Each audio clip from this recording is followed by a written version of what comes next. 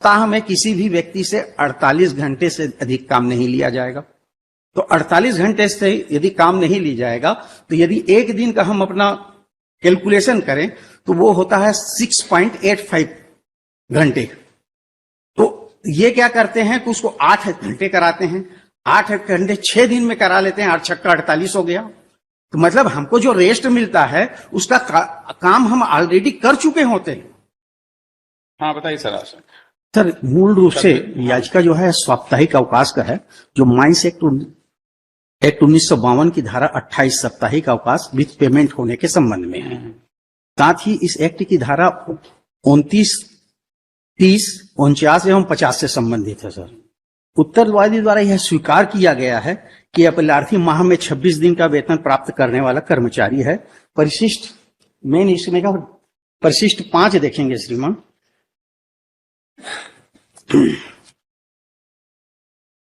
उपरोक्त विषयांतर्गत आपका पत्र दिनांक 19/3/9 इस कार्यालय को प्राप्त हुआ, जिसके तहत जांच उपरांत पाया गया कि आप माह में 26 दिन के वेतन भुगतान प्राप्त करने वाले कर्मचारी हैं।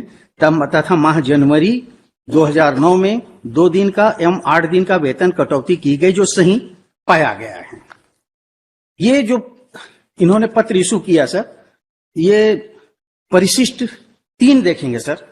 इसमें क्या हुआ था कि स्ट्राइक में है कह के हमारा 2 दिन का पेमेंट काट दिया था और 8 दिन का पेनाल्टी काट दिया था। उसी के कैलकुलेशंस की बात है सर।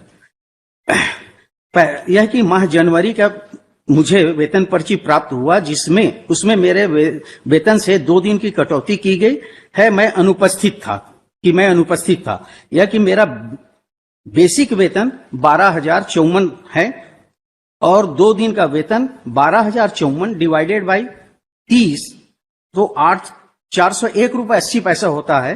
तो 803 रुपए 60 पैसे कटना होता है। मेरे बेसिक 12,054 803 रुपए घटाने पर मेरा बेसिक 11,250 रुपए होना चाहिए, किंतु मेरे पेमेंट पर्ची में मेरा बेसिक 11,126 रुपए दिया गया है। इस प्रकार गलत ढंग से गणना की गई है। से थर्ड पोर्शन में सर यह कि प्रबंधन तंत्र को यह मानकर कि मैं हड़ताल में था, मेरे वेतन से 8 दिन का वेतन भी अलग से काटा गया, इसे भी गलत ढंग से काटा गया।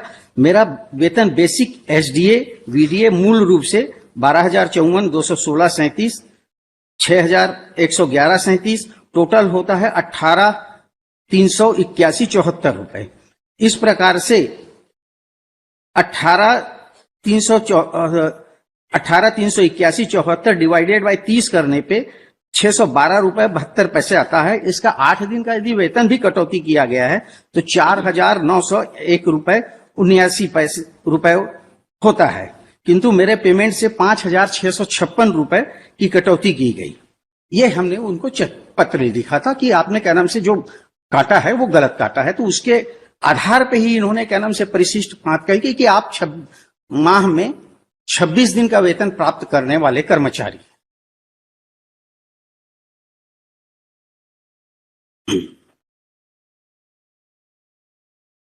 इसके कानून क्या है जी रूल क्या है 12.2.0 क्या है, वेजेस कैसे मिलेगा पैसे? हाँ सर ये वो भी वही बताइए आप। बाकी तो अपना है जो लर्नर सिंगल जज के ऑर्डर में क्या खामी है ये बता दीजिए कि उनका क्या चीज उन्होंने गलत डिसाइड किया, उसी पे हमको आपको बताना है। बाकी क्या मतलब 2.2 सर। हाँ 2 इसमें इसके साथ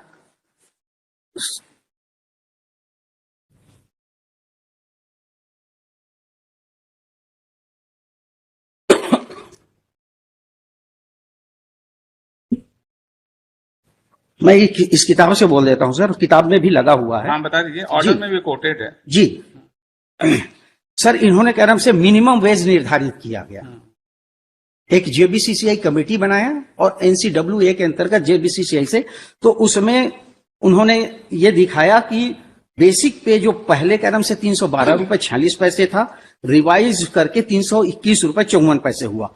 इसी को मंथली में कन्वर्ट करके वो बोलते हैं कि जो पहले 5,550 रुपए था वो 8,360, और इसका जो टोटल है सर वीडीए अगर जो सब मिला करके वो टोटल होता है सर मैं जो रिवाइज हुआ उसी को बोल देता हूं, 359.46 एक दिन का और 9,346 रुपए 6 पैसे का। इसको क्या नाम से मल्टीप्लिकेशन करेंगे सर तो 26 दिन में ही महीने का वेतन बनता है।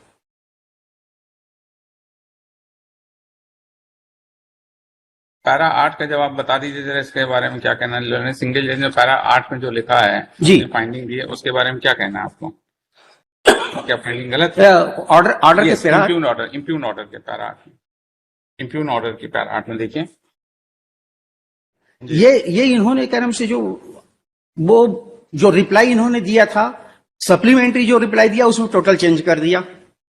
और उन्होंने कहा कि क्या नाम से ये वेज बोर्ड की जो तेरा चैप्टर 12 के ऊपर ये आ रहे हैं। जी जी जी, वो बोलता है सर चैप्टर 12 में, ways for weekly day of rest worker in the mine of the establishment govern by the mines act और फैक्ट्री एक्ट। आप मंथली पेड एम्प्लॉय थे कि नहीं थे? मंथली पेड है तो फिर तब तो फिर वही एप्लीकेबल तो हो ही जाएगा फिर आप जी।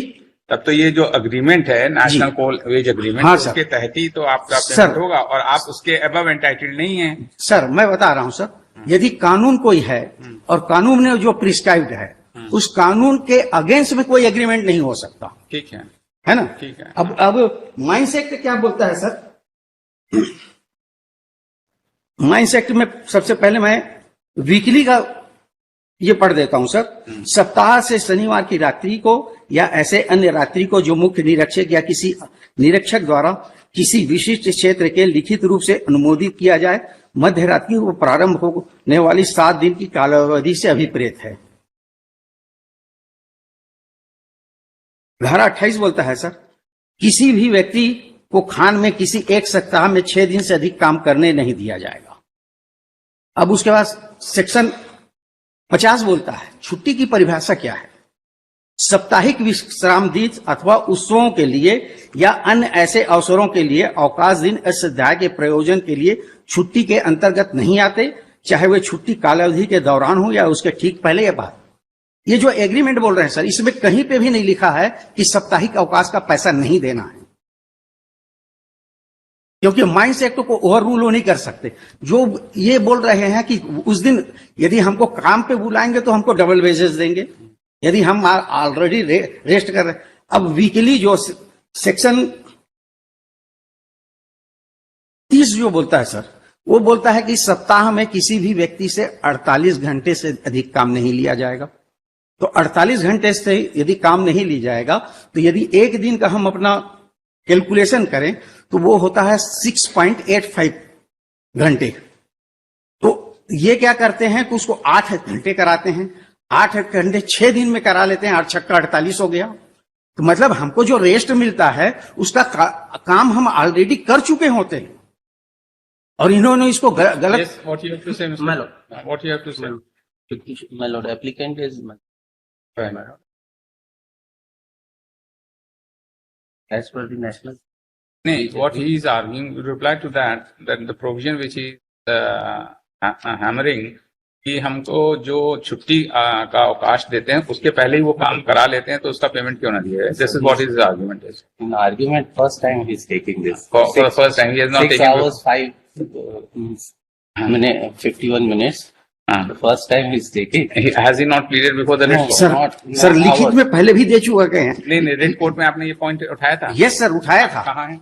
Where is that? Where is that? Where is the? Sir, hours का आपकी प्लीडिंग्स कहाँ है? आपकी प्लीडिंग्स कहाँ है जी। ये इस बात? Hours का नहीं है. जी जी सर।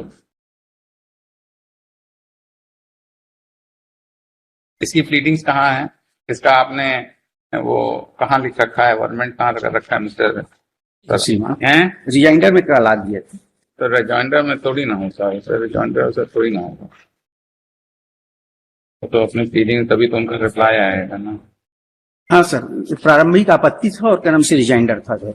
ये पेज नंबर 4 का सर। देखिए, ऐसा है जब ट्वाइस पेमेंट होता है तो उसका माने ये है कि आपको वो जो अवकाश है उसका भी पेमेंट आपको दिया जाए, जी जी है ना? जी। तो दैट इज, तो फिर वो जब है लिखा नेशनल क्या कोल वेजेस अग्रीमेंट जो भी है, तो उसने तो इन सब चीजों का ध्यान रखते हुए ही वो एग्रीमेंट बना है, ऐसा तो नहीं। और उससे फिर अबव कैसे हो सकता है? सर अभी मैं उस पर भी आऊंगा, पहले इस चीज को पूरा कर देता हूँ, है ना। उसके बाद कांडिका 16 सर, यह कहना सही है सभी कर्मचारियों को जो डेली वेजेज और मासिक आधार पर कर्मचारी है उन सभी को माह में 26 दिन का वेतन दिया जाता है। यह कहना सही है कि सभी कर्मचारियों को माह में 4 दिन का वेतन नहीं दिया जाता। यह कहना सही है कि सप्ताह में 48 घंटे किसी भी कर्मचारी से काम कराने के लिए निर्धारित है। On the day of, चलिए ठीक है, 4:30 ऑर्डर देख लीजिएगा जी 4:30 बजे ऑर्डर देख लीजिएगा। सर मेरा भी पूरा, आप जेबीसीसीआई के ऊपर भी जो कलम से एग्रीमेंट का बोल रहे हैं वो एग्रीमेंट इलीगल एग्रीमेंट है। ठीक है, वो एग्रीमेंट आपने चैलेंज किया है क्या? हाँ, कहाँ चैलेंज? वो ये तो नहीं, उस एग्रीमेंट की वो नहीं सर, व्हिच हैज बीन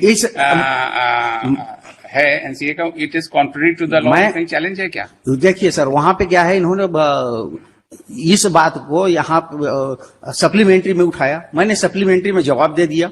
उस जवाब में मैंने कलम से लिखा कि कलम से ये कलम से वैध एग्रीमेंट नहीं है, और जिनसे एग्रीमेंट किया है वो नॉन जुडिडिक्स पर्सन है सर। मैं वोट करना चाहूंगा सर। हाँ, 1993 एससीसी नागपुर पैरा 5। नोट कर लेना भाई। ठीक,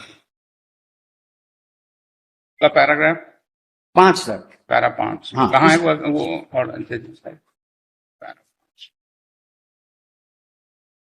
बॉम्बे हाई कोर्ट पैरा 5 जी। An interest in the interesting question does arise this appeal of the for determination determination and that the question is related वाला पोर्शन आप वो लाइए जो रेलिवेंट है पोर्शन। ये वहां पे स्वीकार कर रहे हैं कि यह रजिस्टर्ड यूनियन आर्गुमेंट के समय स्वीकार कर लिया कि हम रजिस्टर्ड ट्रेड यूनियन नहीं है। इनका जो कलम से जो बीसीसीआई जो बोल रहे हैं, जिसके ऊपर ये पूरा जोर दे रहे हैं सर, इसमें यही फेडरेशन लोग हैं और ये कोई भी रजिस्टर्ड नहीं है। और यदि मान लो कोई एग्रीमेंट होता है सर, इंडस्ट्रियल डिस्प्यूट यदि कोई आता है, क्योंकि इन्होंने मामला कलम से उठाया वो सप्लीमेंट्री इसमें उठाया, इसके पहले उन्होंने नहीं उठाया, इसलिए हम उस बात को कलम से इसमें लिए नहीं थे। लेकिन सप्लीमेंट्री जब रिप्लाई दिया तो हमने उठाया और तर्क में भी उठाया, वो चीज एंट्री नहीं हुआ है। तो ये जो एग्रीमेंट है ये यदि मान लो आईडी एक्ट सेक्शन 18 के अंतर्गत होता तो एक सुलह अधिकारी होता, यहाँ पे सुलह अधिकारी नहीं था। यदि सेक्शन P2P के अंतर्गत होता तो वहां पर भी क्या नाम से यूनियन बाहर है। फिर यदि सेक्शन 2 देखेंगे सर, तो यहां पे यदि ये एग्रीमेंट होता दो पक्षों के बीच में, और ये जो बोल रहे हैं कि ये जो है विदाउट भारत सरकार के नोटिफिकेशन के हुआ, ये अपने से जेबीसीसीआई बना लिए और अपने से कर लिया, कोई अप्रूवल नहीं। यदि ये अप्रूवल रहता आईडी एक्ट के अंतर्गत, यदि समझौता होता, तो सेक्शन 17 देखेंगे सर, सेक्शन 17 जो है, तो ये कोई भी एग्रीमेंट होगा तो वो नोटिफाई होगा राजपत्र में। ये जो है कहीं पर भी कोई नोटिफिकेशन इसका नहीं है। यदि नोटिफिकेशन अभी इन्होंने अपने प्रम्बल में लिखा सर कि हम ये जो एग्रीमेंट कर रहे हैं ये 15 केवल डेट दे रहे हैं, कोई लेटर कोई नोटिफिकेशन कुछ नहीं है। ये लिख रहे हैं 15 अगस्त 1967। इसके पहले इन्होंने अपने पहली बार इन्होंने इस चीज को रेस किया था अपने। अब ये जो चीजें आप बहस कर रहे हैं, ये रेड कोर्ट में तो बहस हुई नहीं, ये तो फॉर द फर्स्ट टाइम वहां पे देखिए ऑनलाइन हुआ था और वहां पे प्रॉपर बहस नहीं। तो ऑनलाइन हुआ था या ऑफलाइन हुआ था इसका तो हमें नहीं है ना। कोरोना के समय हमारे सामने तो जो सिंगल जज ने लिख के दिया है उसी की हम को टेस्ट कर सकते हैं। नहीं, अब आप ये कह रहे हैं कि ये सब चीजें तो ऑर्डर में है नहीं, तो अगर ज्यादा से ज्यादा तो you can file a review petition if you want, if they were on record and that was not considered, तो यू शुड आपको रिव्यू पिटीशन फाइल करिए अगर आपको इस तक की बात है। वो तो नहीं, जो भी ये कह रहे हैं ये सब चीजें for the first time argument कर रहे हैं, तो उस पर तो कोई फाइंडिंग है नहीं। तो उन्होंने तो बस लिख दिया है कि नेशनल कोल एग्रीमेंट के तहत इनका केस नहीं बनता है। तो that is what now he saying that national coal agreement वो कॉन्ट्ररी टू लॉ है। तो वो सब तो कुछ इन्होंने चैलेंज नहीं किया वहां पर, उस पर कोई फाइंडिंग नहीं था। How can we entertain all these things? Mister Saraf, if you अगर आप चाहें तो अगर देखिए आप उसमें रिव्यू फाइल कर लीजिए, क्योंकि देखिए ये सब चीजें जो आप बहस कर रहे हैं वो जरूर आप कह रहे हैं कि इन्होंने सप्लीमेंट्री में लाया और आपने उसको उस तरह से जी। रिजॉइंडर दिया और आप यहाँ हमारे सामने for the first time. Learned single जज का कोई भी फाइंडिंग इस बाबत नहीं है। उन्होंने the plain and simple national सर पोल मैं एग्रीमेंट के तहत ऐसा सर ऑर्डर उन्होंने किया है हाँ। ना रिजर्व करके। मैंने रिटर्न मैं यहाँ पे रिटर्न जो दिया हूँ, मैं इसके साथ में जो अटैच किया हूँ सर। क्या रिटर्न आपने दिया? रिटर्न क्या दिया आपने? हाँ, ये रीट अपील में, रिट अपील दीजिए, रीट अपील के page number 15 supplementary reply. Supplementary reply. इसके साथ में हमने रिटर्न भी दिया था, उसको कहीं पर भी ना तो हमारे सप्लीमेंट्री रिप्लाई का कोई उल्लेख है और ना ही हमारा रिटर्न आर्गूमेंट का उल्लेख है सर। अब यहाँ पे ये क्या नाम बोल रहे हैं कि जो JBCCI है उससे हम समझौता करते हैं, लेकिन श्रम न्यायालय में इन्होंने क्या नाम से हमने बाद में उसको पेश किया था आपत्ति लगने के बाद। अब यही है ना कि अगर, इसीलिए मैं आपसे ये कह रहा हूँ ना कि अगर आपका कोई भी कंटेंशन जो था जो रिकॉर्ड पे था and that was not considered by the Learned Single Judge, then you have a remedy that you can file and get the order reviewed in the light of that your submissions. He can see to it what if your contention is correct, then he will pass appropriate orders. Otherwise, no. तो आप कहने से उसको ये करने सब paper तो पूरे हैं सर, आप उसको भेज दीजिए। हाँ, नहीं तो हम आप रिव्यू करने के लिए ऑर्डर कर दीजिए। नहीं, अगर आपका कंटेंशन होगा तभी तो हम थोड़ी ना ऑब्जर्व करेंगे कि आप रिव्यू करिए, क्योंकि हमारा लोग का हमारा निवेदन लिख दीजिए सर। हाँ। और रिव्यू कर दीजिए। नहीं तो हम ये लिख देते हैं कि you want to file a review, that is all. Sir वैसे में पूरी प्रक्रिया और पूरा सब फाइल करना पड़ेगा। नहीं, आप सिर्फ रिव्यू फाइल करिए, आप जो भी रिकॉर्ड तो पूरा है ही है। मेरा निवेदन है सर, आप रिमांड कर दीजिए कि एक बार इसको रिव्यू कर लिया जाए। नहीं, हम इस तरह से नहीं करेंगे। It is for you, if you want. मेरा इंटरेस्ट है, मैं तो बोल रहा हूँ सर, यदि का नाम से अधिक। और देखिए ये चीज आपका कंटेंशन जो है ये वहाँ कंसिडर नहीं हुआ, ये आप सिंगल जज के ऑर्डर की पूरी तरीके से समीक्षा करने के अधिकारी हैं सर। नहीं, अधिकारी हैं, लेकिन वो बात जो आप कह रहे हैं वो कंसिडर नहीं किया, इसके लिए तो आपके पास एक रेमेडी है। तो सर ये तो सब डॉक्यूमेंट्स इसमें लगे हुए हैं। रिटर्न आर्गूमेंट तक का हमारा कहीं पे उल्लेख नहीं है। रिटर्न आर्गूमेंट में हमने कहा से इसी के आगे में जाएंगे सर, तो रिटर्न आर्गूमेंट भी है हमारा।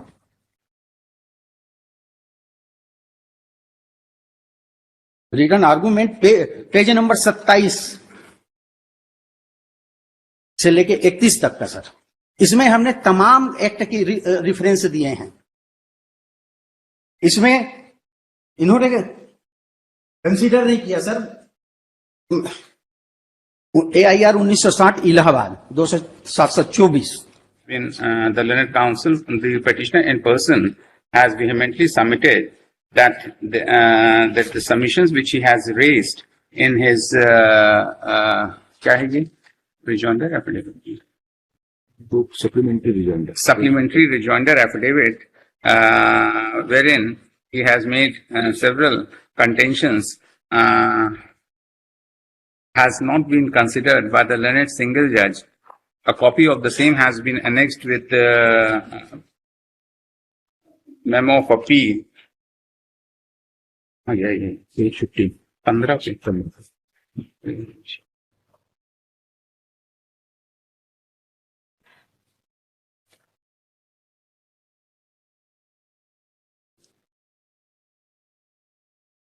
पे यही है ना, dated 23/7/2021 है ना, and he is has raised the same and he has drawn the attention of the court towards the same, and in view of the same, the petitioner, if so desires, may file a appropriate petition for reviewing the order passed by the learned single judge. The petition is accordingly disposed of. तो हमको इसमें पूरा document फिर से लगाना पड़ेगा। आप अब ये तो हर चीज हम थोड़ी ना बताएंगे आपको। You have to see, you have to seek a remedy. You go, you have observed that you file है, आप ऑब्जर्व करके हमने इतना ही लिखा दिया है, इस पे आप जाकर करा लीजिए। उसमें नहीं होगा क्योंकि रिव्यू का पिटीशन है और उसी पे आप एक फाइंडिंग ले लीजिए। इफ द जज wants he will reconsider his order, that is all. हमको रिव्यू फाइल करना पड़ेगा। यस, हमने कहा if you desire, that is what आपके ऊपर छोड़ा है, दैट इज व्हाट। चलिए नहीं डिस्पोज ऑफ हमारे ऊपर मत छोड़िए सर, हमको नहीं तो हम नहीं कर कई बार सकते। केस होता है, रिमांड होता है सर। नहीं रिमांड हम नहीं कर सकते। अगर आप करेंगे तो then we will pass orders on merit, that is all. We give you an opportunity that what are you raising a point, it was on the record, the learning single जज did not consider the same and there is no finding on record. So therefore, it is better for you. You go and before the single judge, file a review petition or so if you so desire, and get the order reviewed. Let us see what orders he pass. ठीक है ना? That is all. चलिए next case. Item 2, Sri